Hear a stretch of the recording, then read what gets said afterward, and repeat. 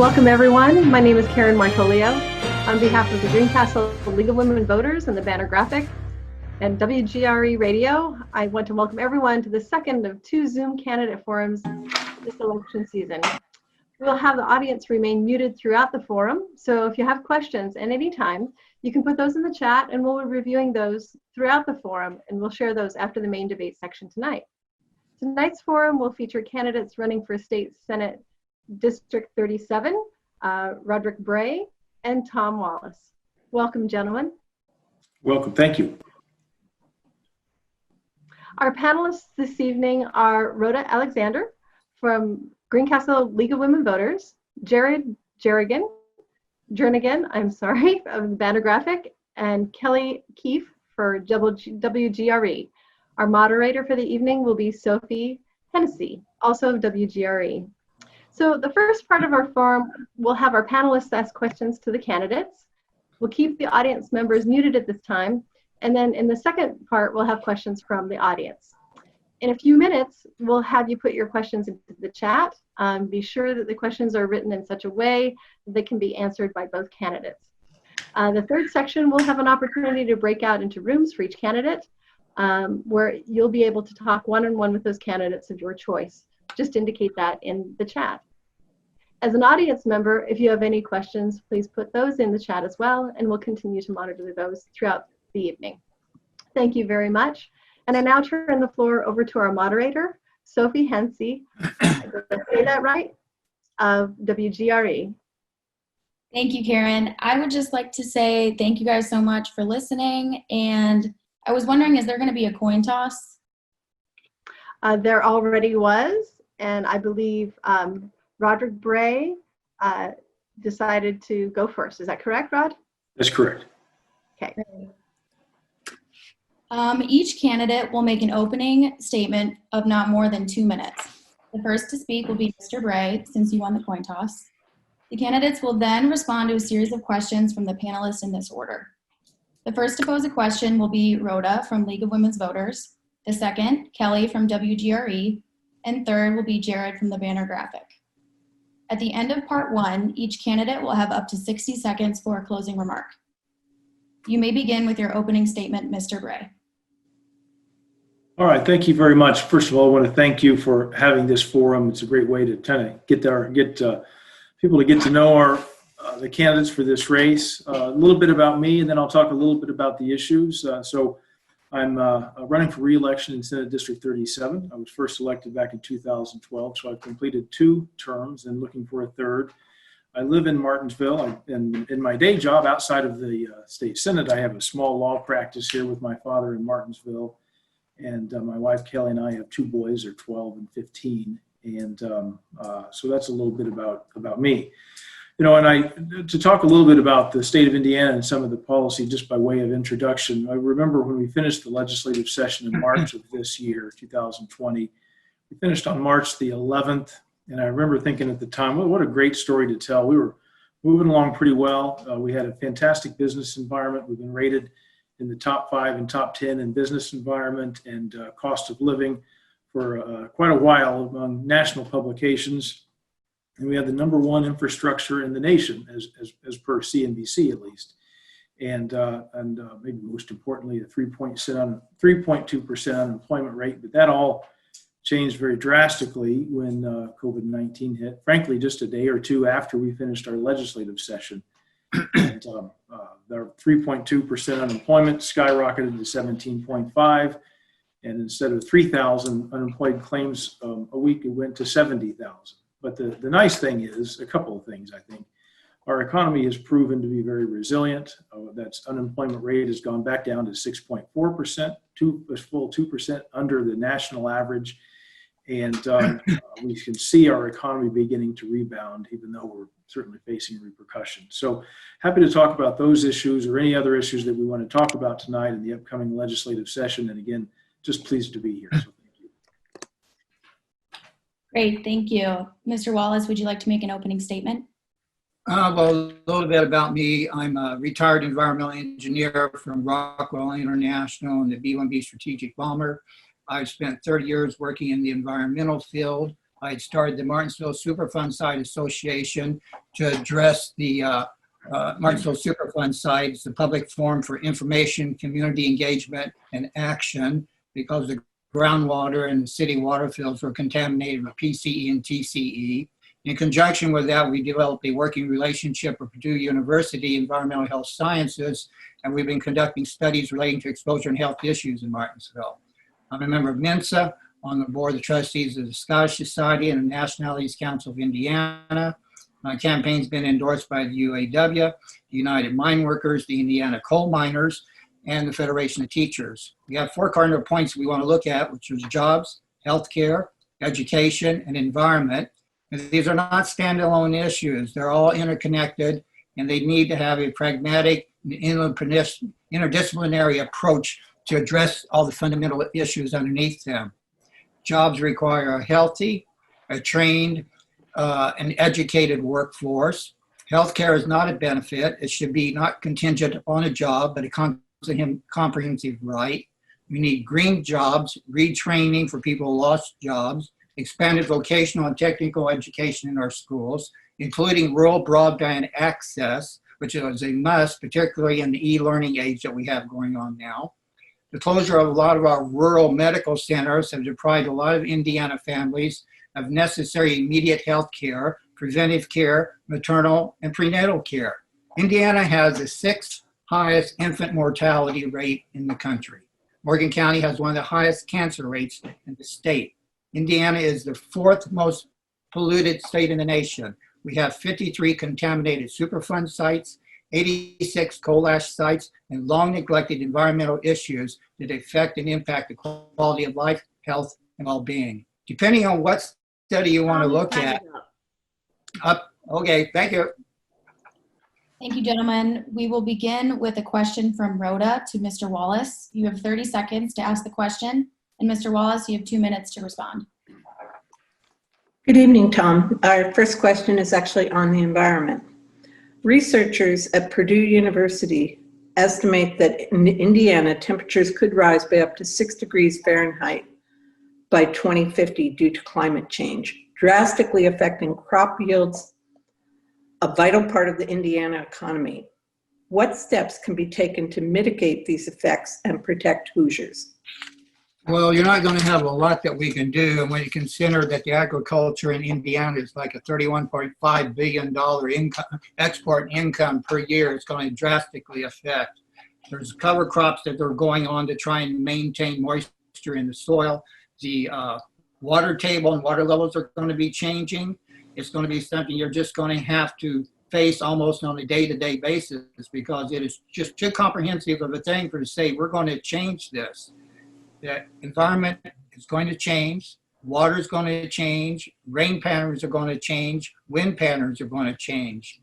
Each field is almost have to go field by field to see what's going to happen.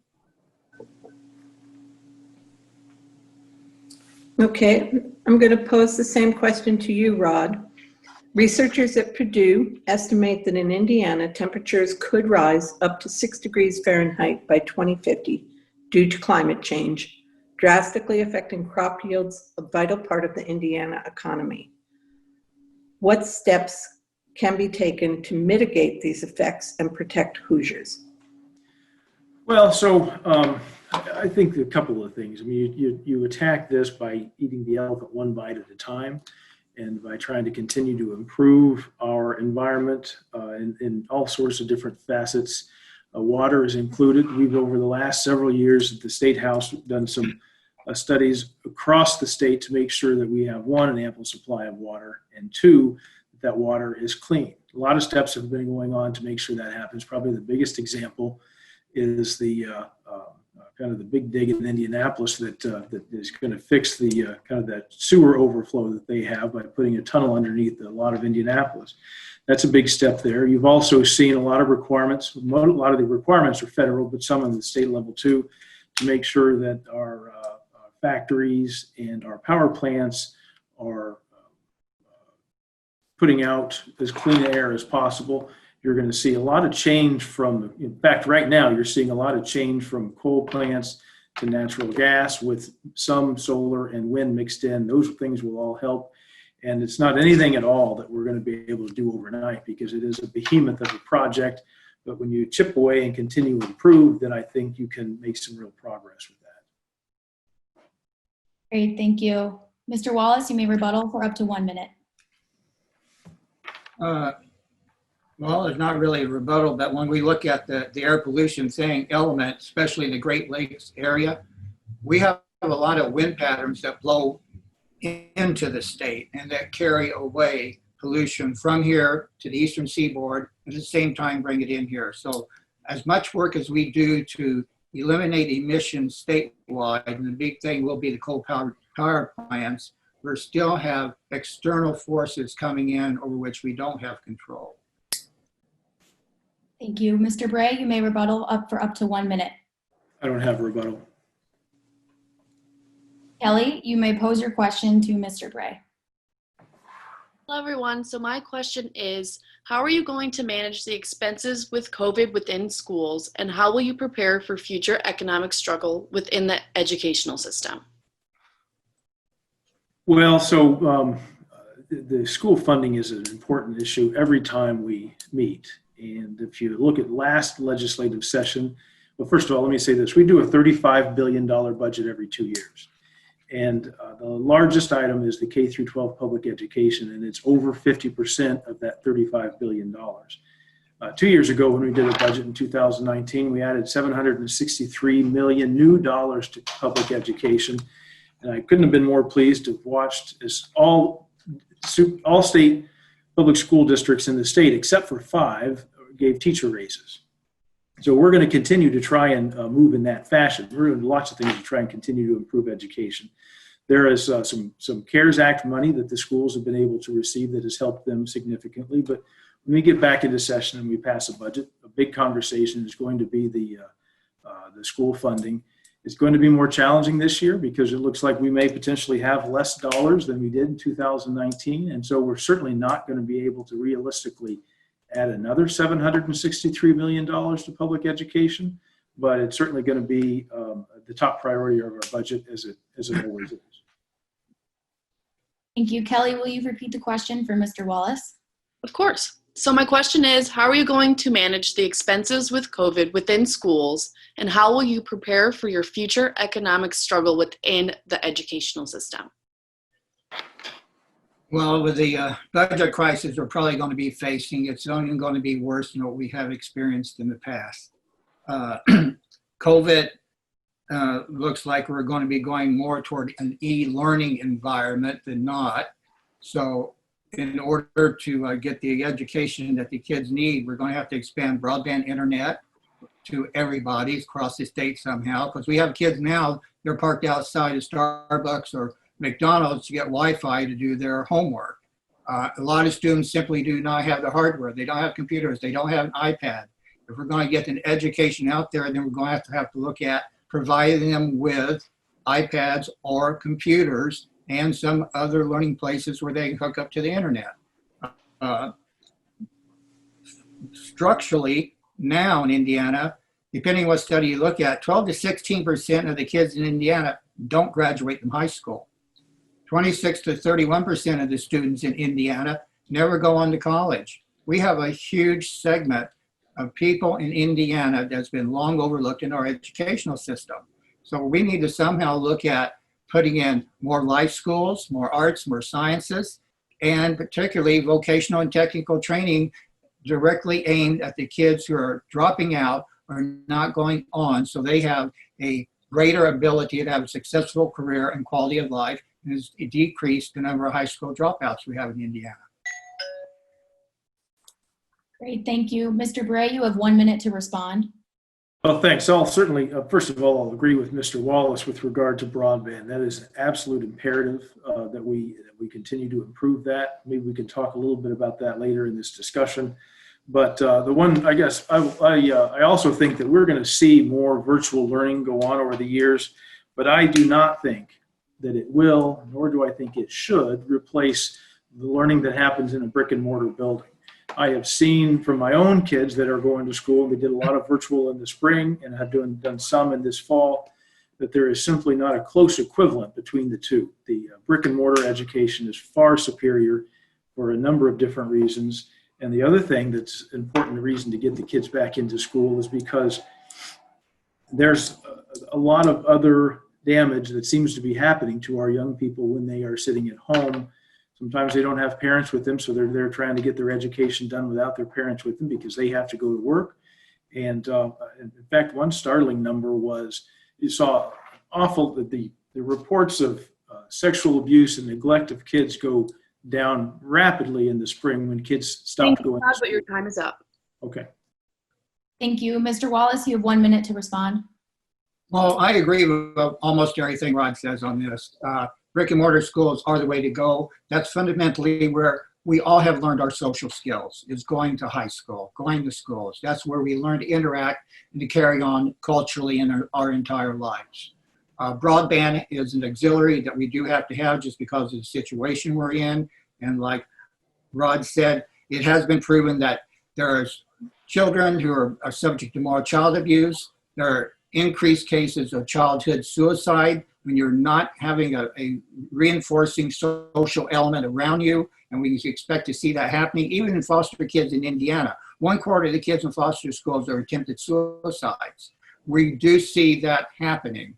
So in the long run, we have to somehow make sure that brick and mortar schools are open, fully funded, and anything related to COVID, hope that we can get a vaccine and get everything done, because that is the only way we're going to be able to constructively to get back to brick and mortar schools. Great, thank you. We are going to move on to our third question. Jared, you may pose your question to Mr. Wallace. Yes, Mr. Wallace. Obviously, COVID is something that has the funding of it has become a problem in a lot of ways. So, what can we do to better fund infrastructure moving forward? Because we know there are going to be a lot of restraints in coming years because of because of losing tax money. What type of infrastructure are you referring to? Highways? Highways, but I'm also thinking, we've been talking a lot about expanding broadband in recent years, and, we still need to do that, but it's going to be a lot harder to do. Yeah, broadband, I think, should be one of the top ones at top of the list. If you want to look at highway construction, which here in Martinsville, we've had the thing with I-69 going on for years.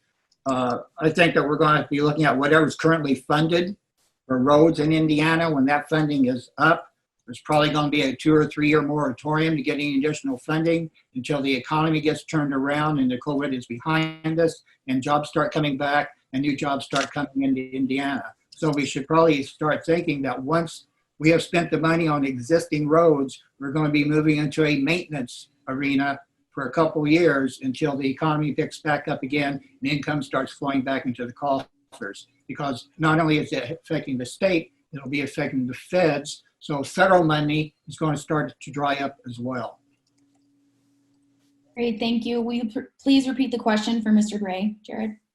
Yes. With the problems we're going to continue to have from the loss of income for the state from taxes, what kind of plans do we have for being able to fund infrastructure? And I guess I'm thinking of that particularly as it applies to roads and to trying to expand broadband access.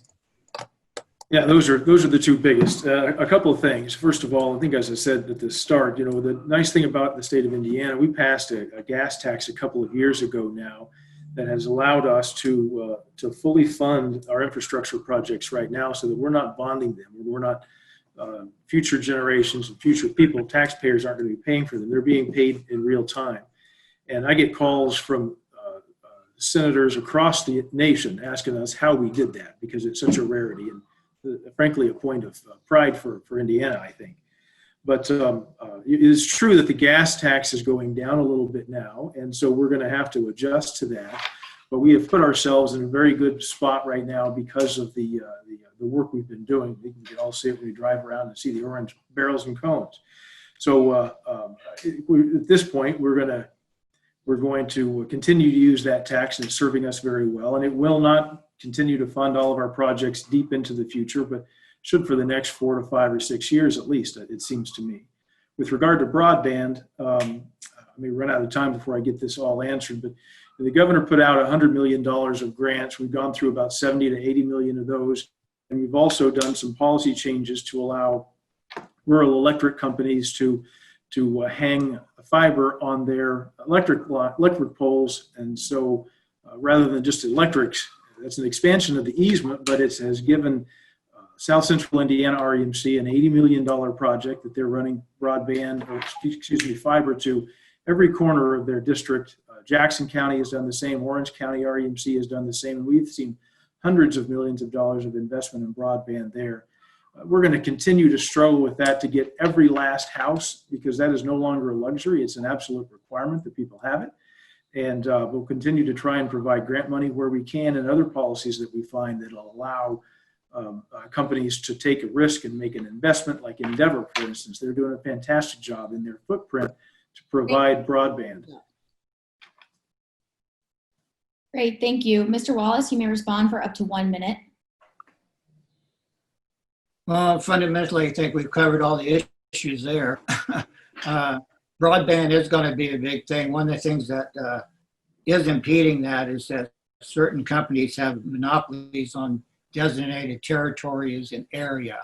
So we may have like the REMC and the rural electric putting lines in, but then they stop because Verizon or AT&T controls a certain area and they cannot enter into that. So until we take some steps to eliminate this territorial rights that certain companies have, we won't be able to get it statewide to everyone. Thank you. Mr. Bray, you have 1 minute to respond.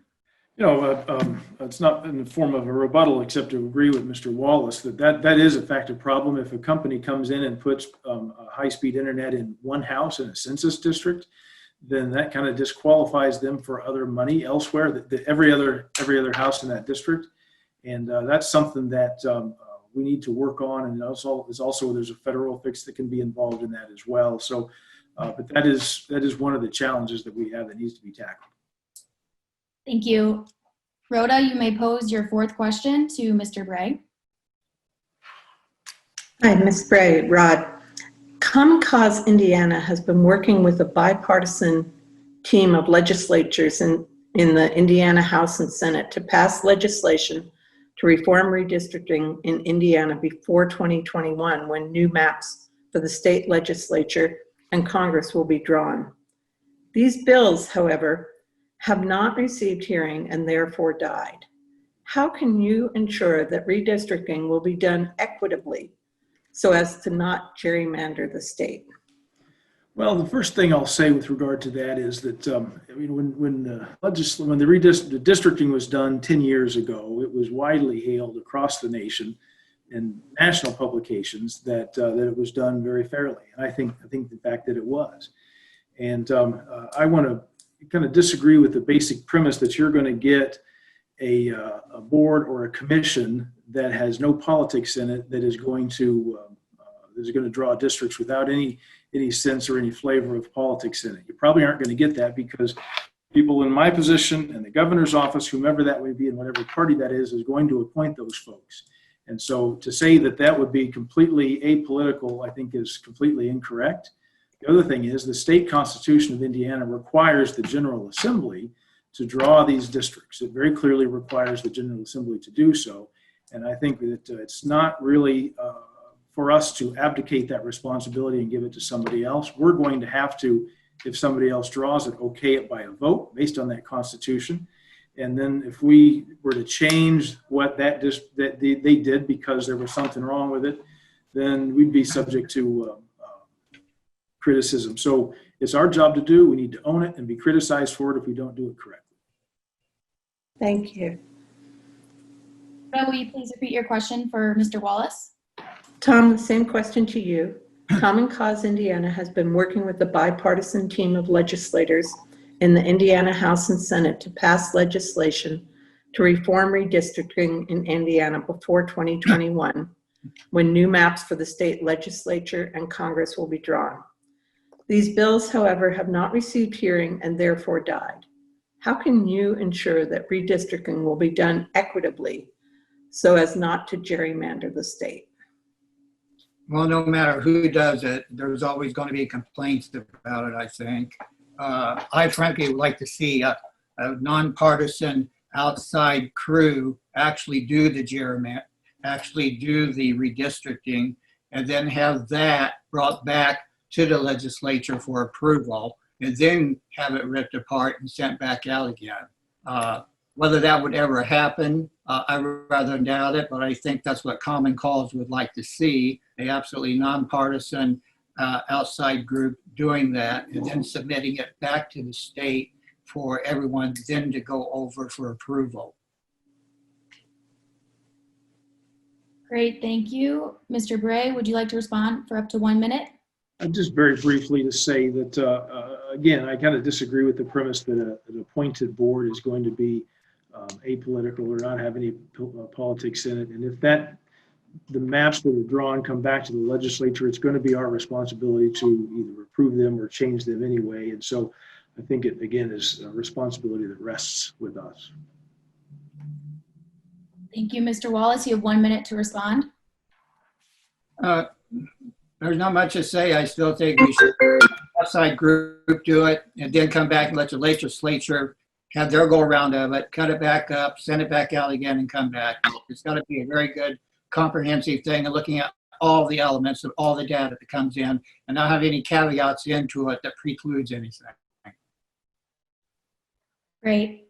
Thank you, gentlemen, for your responses to these questions. It looks like we are all out of time for any more. So we will begin with closing remarks.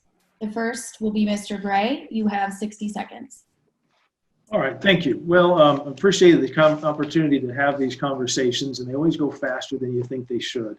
There are a number of other issues that we need to talk about that are really, really of significant importance in the state of Indiana, and healthcare costs is one of them. We did a lot of work on that in last legislative session.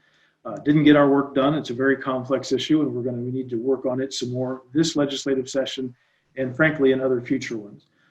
Cost of utilities is something we've been studying in a very serious way for 2 years, and we expect that a utility committee, study committee will finish up its work here in the next month, and we may have some ability to make some changes to our utility policy so that we can have reliable and affordable energy across the state of Indiana, both for Hoosier residents, but also for businesses. And outside of that, I would say I just again appreciate the conversation, the issues we've been able to discuss, and happy to go on to the next phase of our discussion tonight. Thank you so much, Mr. Wallace. You have 60 seconds for a closing remark.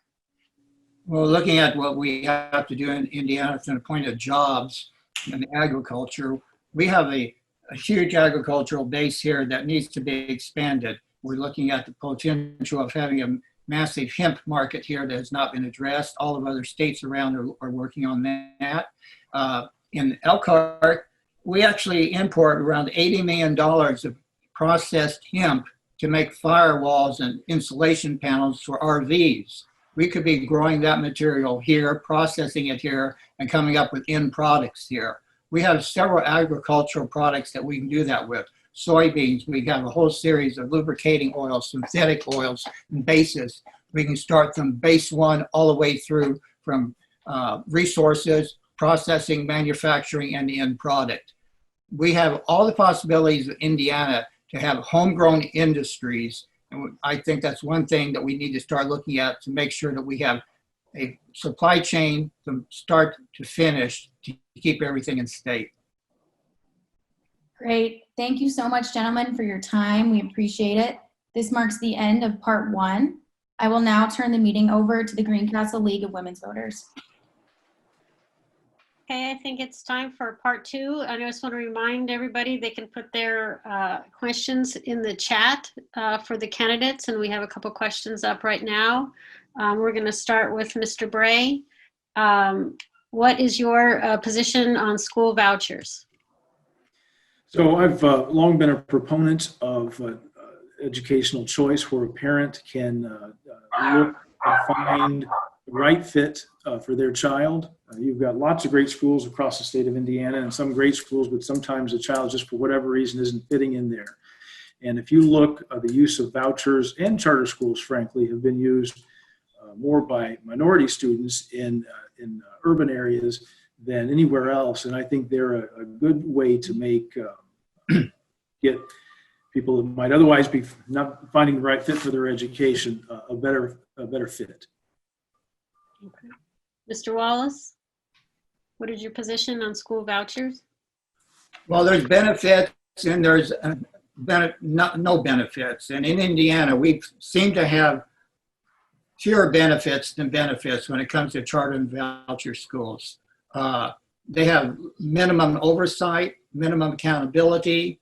The teachers that they hire don't necessarily have to be certified. Testing rules are completely different. If we're going to have charter schools, they need to be following the same elements that all the other public schools do. In Indiana, fundamentally, we've just been ripped off by charter schools. Just that with a couple $100 million it's unaccounted for. It's been fundamentally a disaster across the board from us, from a statewide. But from a philosophical point, if they work, they will work very well. But generally, we are not seeing that in Indiana. Okay. Mr. Bray, you have a few seconds if you'd like to respond. Yeah, so there's no doubt about it that we've had a few charter schools that have been ineffective, and the nice thing about a charter school that's ineffective is they can be closed, and they then are closed. You don't close a public school, at least it's a very, very rare exception. And but we've seen charter schools that are doing incredible things and have a better graduation rate. And again, minority students are going to those, especially in the Indianapolis, Marion County area, but also up in Elkhart and some other places around the nation. I mean, around our state, that minority families and families without a lot of means are using those to get their kids a great education. And so it's a concept that I think needs to stay in place, and I'm supportive of it. All right, Mr. Wallace, is there anything else you'd like to add?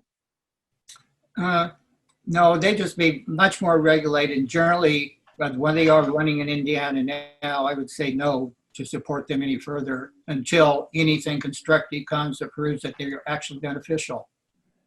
Okay. The next question, we'll start off with Mr. Wallace. This is a question about an issue that came up at last night's vice presidential debate. If Roe v. Wade is overturned, the decision will go to the individual states. What is your position on a woman's right to choose? Well, it's just that a woman has the right to choose. One thing Indiana has done over the years is somewhat stepped outside their jurisdiction when it comes to that and passed legislation which has immediately gone back to the Supreme Court and been overruled and sent back. Indiana has spent millions of dollars on this legislation where it should not have been legislated in the first place because it's not within their bailiwick.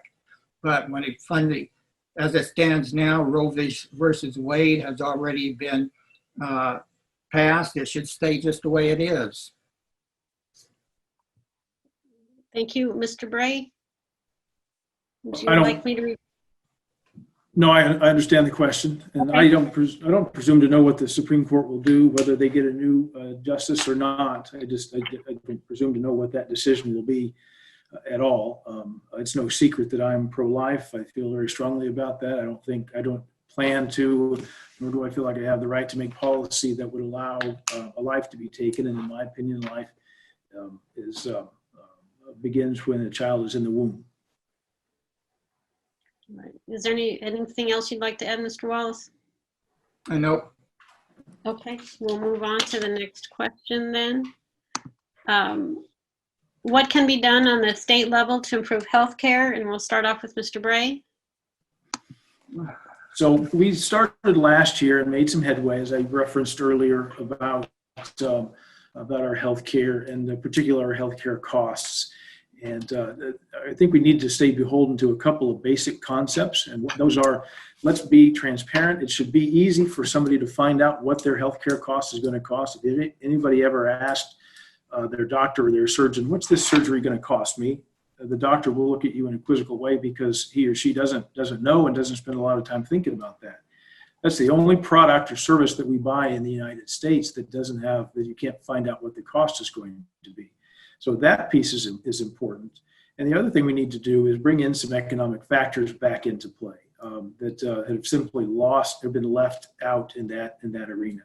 So last year we worked on a couple of things. Like if you're going to go to the hospital for a procedure now, you can ask and they will tell you what that cost is going to be. Now that of course presumes that things go smoothly, because you can't account for different complications. But hospitals will have to publish the top number, about 70 or 100 items of procedures that they have, so you can go online and look and see what those costs are going to be. And then you can start to shop cost and quality. And when you're shopping cost and quality, you're going to see those prices come down. Mr. Wallace? Just going on to drugs, we have a whole series when you're looking at insurance of tier of drugs, tier 1, tier 3, tier 4, tier 5. Each one is an escalating cost. Just in this past year, many drugs went from a tier 1 to a tier 3 with no justification. We need to start looking at why are the companies actually charging these rates, and is there any justification for it? And when we look at some of the healthcare providers in Indiana, allegedly this healthcare should be nonprofit. But we look at some of the healthcare providers, and in one quarter they had a profit of $3 billion. That's enough to provide healthcare for most of the people in the state. The companies are just making entirely too much money off of healthcare. The system needs to be restructured to look at what is its function and its purpose. It's not a for-profit industry. It should be providing healthcare services. And we're looking at the way it is structured in Indiana. Certain rural neighborhoods, like here in Martinsville, there was an office here, a satellite office, which has been closed down. Satellite offices have been closed down all across the state. I think 40 counties don't have a hospital in them. So we're looking at a health structure that is not addressing the basic issues for Hoosiers equally across the state. And we need to be doing that, particularly when you look at, we have the 6th highest infant mortality rate in the country. We have one of the highest maternal death rates in the country because there is no sufficient preventive care anywhere around. Mr. Bray, is there anything else you'd like to add? Yeah, just a couple things. So with regard to the infant mortality, we've seen just last week a report came out that moved us in a very positive direction. And I don't have it in front of me, and I can't remember the exact number. I'm not going to say it, but the governor's idea was to come up with it's kind of an OB navigator so that there could be services provided to women, in particular in repressed areas and areas where a lot of minorities live. And I think that's already begun to pay dividends because we've seen a marked improvement there, and we hope to continue that. With regard to, I think Tom Wallace is also right with regard to some of the nonprofit hospitals. I don't have a problem with the fact that they're making money, and I don't have a problem with they're making quite a lot of money if they're providing a service that people are willing to purchase. But I do have a problem with them when you look at the pay rate of their CEOs and things. They begin to compete on a level of a private company like Eli Lilly, and that probably is not the vision or the goal of a nonprofit. So that's something we need to take a look at. But you're never going to find me in favor of trying to fix or set those prices. That will never be the government's job, in my opinion.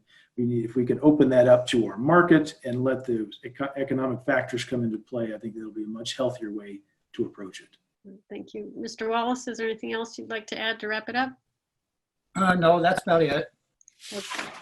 All right, the next question will go to start off with Mr. Wallace. How do you explain the low teacher salaries in Indiana? Well, considering Indiana is number 50 out of 50, I don't know how to explain it. We have, I think, over 1,000 unfulfilled teachers positions this year. I think we had the highest number of teachers putting in for retirement this year. We're going to have an even greater teacher shortage than what we have. COVID is actually impacting that as well, with low salaries. Testing that's going on that teachers simply do not like is also affecting people wanting to stay in the field. Even if we raise salaries, we still have other issues to look at that's going to need to be addressed to get qualified people to come and stay here. And when we look at one of the biggest things in Indiana, which we're post about all the time, is all the great universities that we have. And yet we have this huge brain drain. As soon as anyone graduates from college here, they leave the state. So all of our good teachers that are graduating aren't even staying. We need to figure out some way to get the graduates to stay here in the state and get some other benefits in there in addition to salary to make that happen. Thank you. Mr. Bray? Well, a couple of things. First of all, I want to point out that Mr. Wallace indicated that Indiana was 50 out of 50th, and that is completely incorrect, absolutely incorrect. There's about 2 or 3 years ago, there was a study done on teacher pay, and I think we were 31st out of 50, but if you compare our cost of living, then we were 18th right next to California. And to say that we were 50 out of 50 is just, there's no fact in that in any way, shape, or form. We have made quite a bit of success, as I referenced earlier. In our 2019 budget, we added $763 million new dollars to our public education funds, which puts us over about $17.5 billion for our 2-year budget that goes into public education. And all but 5 school districts were able to see teacher raises there, and we're very proud of that. But the thing that you all have to keep in mind is that Indiana and the state legislature do not set teacher salaries. We pay money to public schools based on the child that goes to that school. And there's an elected school board in every district. Well, there's 1 or 2 exceptions, but in districts across the state. And those elected school boards decide what to do with that money, and if it goes into administrative costs or other expenses or teacher salaries. And frankly, I don't think anybody wants the state of Indiana, myself included, to start dictating exactly what those salaries will be. You're going to need a different salary in Indianapolis than you will in Martin County, for instance, because the cost of living is so different. So those are things that are decided by an elected school board, and I think they need to remain that way. Dr. Wallace, is there anything else you'd like to add? Well, no, I agree on the salary basis. When it goes to different places in the state, it's going to vary based upon cost of living. But I believe just yesterday or the day before, a representative from the AFT did post that Indiana was 50 out of 50 for teacher salaries. So that was posted online just this past week, and that's where that data came from. Mr. Bray, is there anything else you'd like to add? Just that stat is incorrect. All right, we'll move on to the next question, and we'll start off with Mr. Bray. Managing recycling has become problematic in recent years since China has reduced what they will accept. Is this an industry that could be developed here in Indiana, creating jobs and establishing a model for clean, responsible recycling?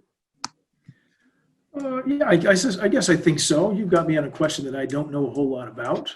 I can tell you that recycling is important because it helps preserve our natural resources and the cost of the environment. And there is quite a lot of expense that goes along with it. And happy to have that conversation if there's something that we can do to help develop that industry here in the state of Indiana. But I don't have a lot more to add about that. Thank you. Mr. Wallace? What was the question again? Let me go back to the chat. Managing recycling has become problematic in recent years since China has reduced what they will accept. Is this an industry that... Recycling? Recycling? Okay, in general? Is it, well, the question is this an industry that could be developed here in Indiana, creating jobs and establishing a model for clean, responsible recycling? Well, there already is a project in Indiana. I think it's up by Cambridge City, where they are bringing in plastic waste from Ohio, Indiana, and I think even part of Chicago, and recycling it and developing an oil coming from it. So there's I think like $57 million was invested into that facility up there. So that's ongoing. And there was someone who actually was coming in southern Indiana looking for someone around this area for a similar place. So yes, it is already happening. And it is a growing thing. And especially when you're looking around large metropolitan areas and when you have a source of supply of recycling to use. So that is most definitely something that can be here. Mr. Bray, is there anything you'd like to add? No rebuttal. Okay. So the next question, what policy change, Mr. Wallace will start. What policy changes would you support to address racial inequity in economic opportunity, education, housing, law enforcement, and the judicial system? And we're going to do this in 2 minutes. And we're going to do this in 2 minutes. No, this portion is a little more relaxed on time. Just try to make sure you guys get equal time. Well, I probably have a prejudice toward education to start with. So I think a lot of the underlying issues are going to be based on education, especially if we're looking at quality of education across the board in economically depressed areas. Our education should not be based upon what our zip code is or a referendum. The cost should be equal and comprehensive across the board. If we have an education system set up where everyone is getting the same quality education, a lot of those underlying issues will go away, I think. You want to repeat the question again? Sure. What policy changes would you support to address racial inequity in economic opportunity, education, housing, law enforcement, and the judicial system? Well, we'll start with education. Law enforcement, again, one thing that keeps coming up is I've read that hairdressers have to have like 400 hours of work of training, and law enforcement officers have 40 hours. We probably need more training when you're looking at law enforcement on how to directly work with people. There are too many cases where we have mentally challenged people or autistic people who are not being given an equal treatment by law enforcement officers. We do have this concept going on of putting health service workers on the police force. And again, that brings up even more troubles, I think, because they're not trained to respond to emergency conditions either. The judicial system, again, there are some inherent elements in there that should be addressed, but there is nothing that is going to happen in the short term. These are, if you want to call it some sort of systemic element that's in there and has been in there, it's not going to happen overnight. It's not going to happen a year from now. It's going to take a slow process to address this.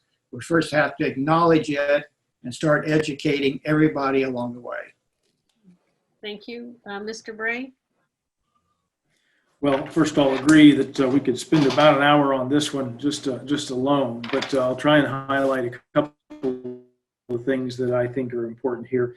I'll start with education, as Mr. Wallace did. And first of all, we don't pay the same per school district. Students get a certain amount of money per student, or a school district gets a certain amount of money per student that comes to that school. And then they also have they get an extra money for that student based on a complexity index in that area.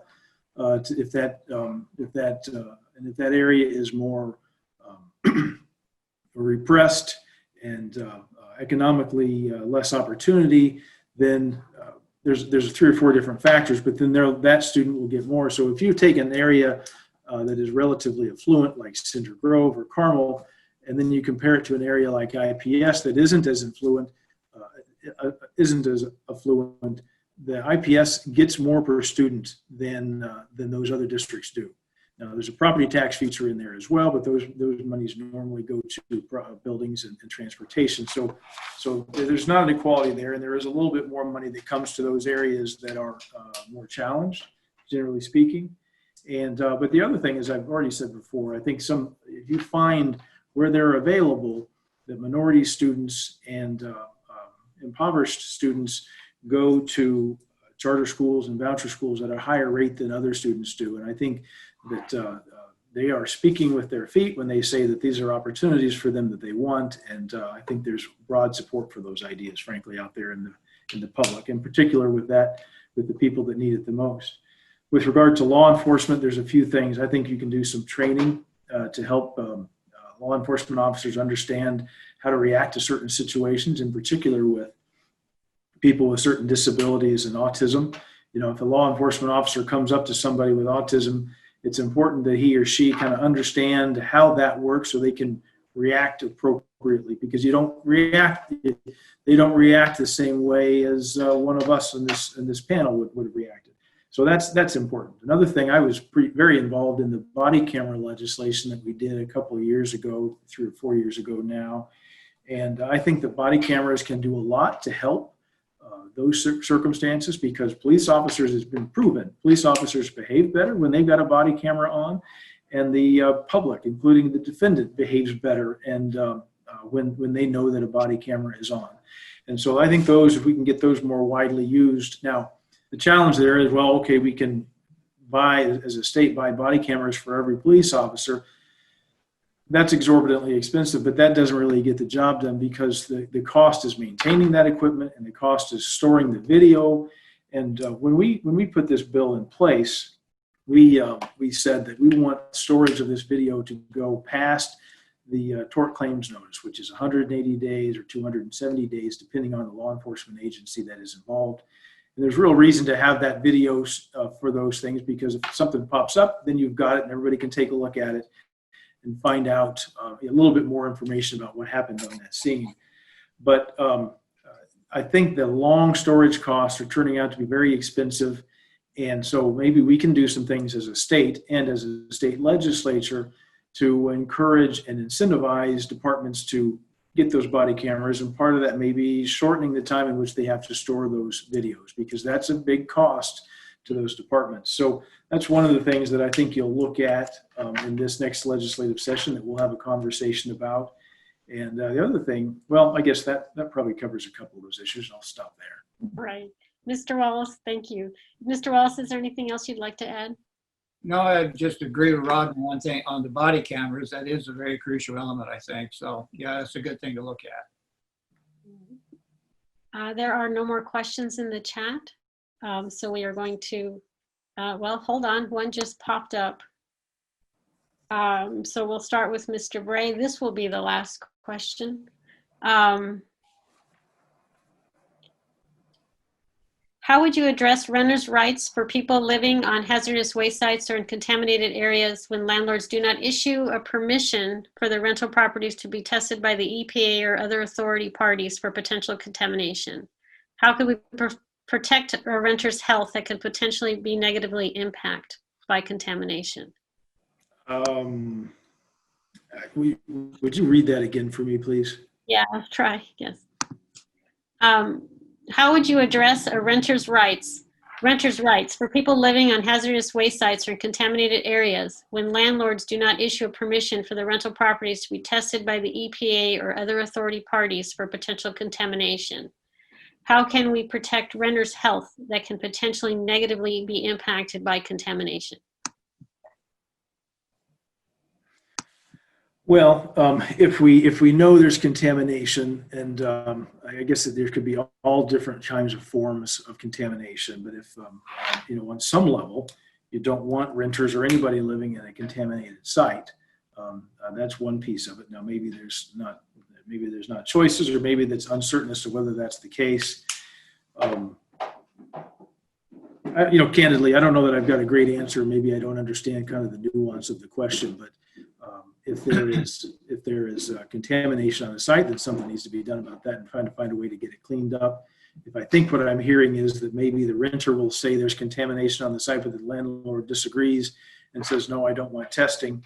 And under that circumstance, you probably have to have a lawsuit filed in order to get testing to prove whatever the allegation is, and that tenant's not going to have the financial wherewithal to do so. And so, but I don't know if there are avenues right now through IDEM to get that testing done. I suspect there may be. I'd have to be happy to look into that, but there's a lot in that question, and I don't know that I got a great answer for the person, I'm afraid. Okay. Thank you. Ross?